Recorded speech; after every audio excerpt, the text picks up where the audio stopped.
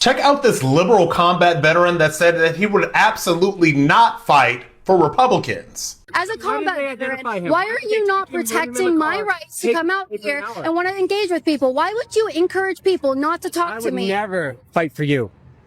Really? No, not your Nazi trash. Why? Because you're out here trying to spin a narrative that's just not true. Yeah. And You know lied. it too. You know. You know it too. Tell me something that's not true. Yeah.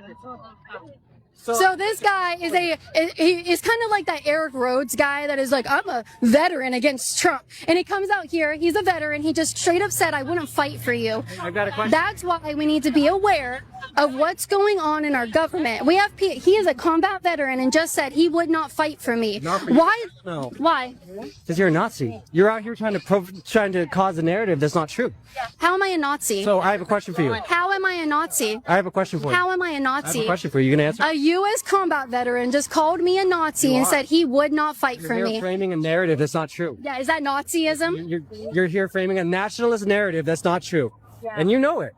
You know it. You're not stupid. That's disgusting of you as a combat veteran to say he would not fight for me. Disgusting? That also means he wouldn't fight for you. You wouldn't fight for tens of millions of people in this country because of their political opinions.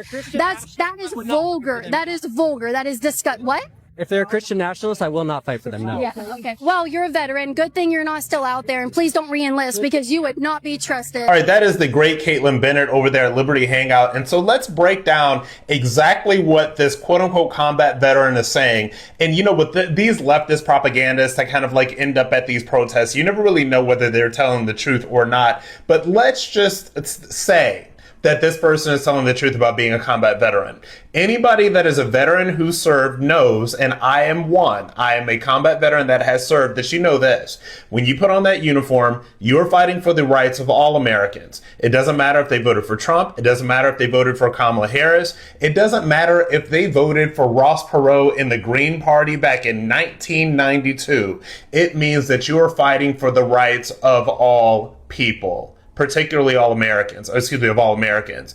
And the sad and disgusting thing about this combat veteran, who's obviously has had his brain washed by liberalism, is that he has decided to protect liberalism. He has decided to protect and defend liberalism and not protect and defend his fellow Americans, regardless of their political beliefs. I think that that's disgusting. I think that it's vulgar. And I think that Caitlin is right by being absolutely disgusted by this.